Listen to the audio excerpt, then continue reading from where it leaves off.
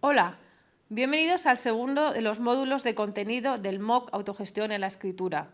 Bien, ahora nos acercaríamos a una de las estrategias que menos se ha trabajado en la escuela, que es la composición de textos. ¿Qué significa esto? Que a lo largo de la escuela hemos trabajado la memoria, la reproducción de contenidos, resumir textos y comentar textos, pero no se trabaja la composición. ¿Qué pasa? Que cuando el alumno universitario se enfrenta a un trabajo donde las instrucciones son mínimas, esto crea mucha inseguridad y mucha ansiedad. Entonces, esto lo vamos a tomar un poco con calma porque además estamos en un contexto en el cual cada vez escribimos más, porque tenemos que escribir muchos mensajes de texto, muchos mensajes por correos electrónicos, pero de muy baja calidad. Casi estamos volviendo a los emoticonos, a las imágenes, etcétera, y realmente a escribir poco con una cierta, bueno, lo que requeriría mucha concentración, mucha información, digamos tiempo, ¿no? En cierta manera, lo que no hemos entendido y lo que no se ha trabajado en la escuela es que la escritura es un proceso, no es un producto. Pensamos en el producto, pero no en el proceso. Y escribir, cuando se enfrenta uno al reto, lo que va a hacer es transformar la forma de pensar y llevar a la creación de un trabajo. Es decir, que escribir sería como un proceso largo que crece, que muestra un cambio continuado en el tiempo, como el crecimiento de la materia orgánica. Como dice Manolo García, nunca el tiempo es perdido, nunca el tiempo es perdido. Y esta variable, el tiempo, es una variable que no se valora. Bueno, es evidente, la gente mayor ya la vemos como invisible. No es así en la sociedad japonesa, que la edad lo asume a un estatus.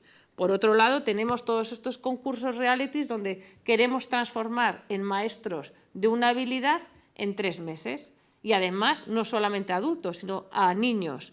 La Voz Kids, MasterChef Junior, es decir, que el tiempo nos parece una cosa a la que realmente no le damos el valor que realmente tiene para las cuestiones importantes de la vida. En cierta manera, si nosotros pretendemos en un trabajo académico demostrar, convencer, argumentar de algo, necesitamos un cierto dominio. No solamente que lo leemos, hemos hablado de la transformación de la sociedad de la información a la sociedad conocimiento. Y son procesos cognitivos que tenemos que hacer y además dentro de una especialidad.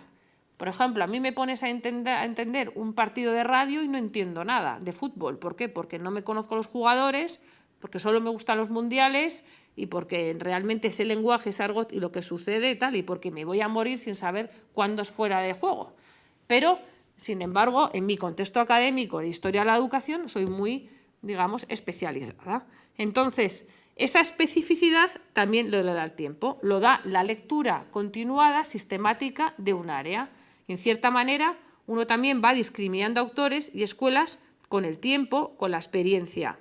Y esto también nos lleva a que uno comienza su trabajo de composición con una idea muy general y lo que tiene que hacer es bajar a la especificidad.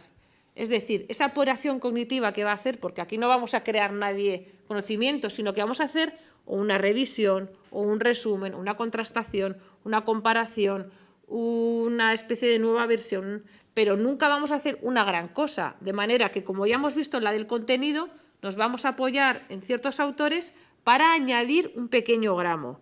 Y esto supone especificidad. Y por otro lado, digamos que la composición escrita, igual que la composición musical, tiene un tono, una tonalidad y tiene un modo. ¿Qué tonalidad tiene? Digamos, en una composición musical, los sostenidos y los bemoles son los que nos van dando pues, el sostenido, la alegría y la bemol, la tristeza, ¿no? En el tono académico es un tono que es objetivo, sin ambigüedades, preciso, claro, específico, que utiliza lenguaje concreto adecuado al área, etc. Y el modo, pues a veces describimos, a veces explicamos, a veces interpretamos. ¿Qué pasa? Que con el tiempo vamos a poder pasar de la descripción a lo que es la interpretación. Muchas veces el alumno corta y pega, hace una composición de texto que es cortar y pegar y no está, digamos, dando la voz propia. Hay que guiar al lector y hay que poner voz propia. Teníamos un contenido, tenemos una composición de este contenido y tenemos que hacer que nuestra composición, nuestro hilo argumental, lo entienda el que lo lee. Y entonces tenemos que guiar al lector a través de toda nuestra composición del texto. ¿Cómo lo va a entender? Si tenemos primero el contenido claro, el concepto de lo que vamos a hacer.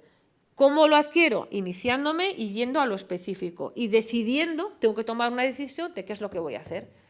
¿Cómo lo voy a marcar? Con los verbos. Los verbos marcan la operación cognitiva. Voy a resumir, voy a clasificar, voy a categorizar, voy a reinterpretar, voy a comparar. Eso es lo que va, digamos, a marcar. Y desde el principio, que es donde vamos a colocar estas operaciones, hasta el final, tenemos que mantenerlo dentro de este proceso de construcción del conocimiento.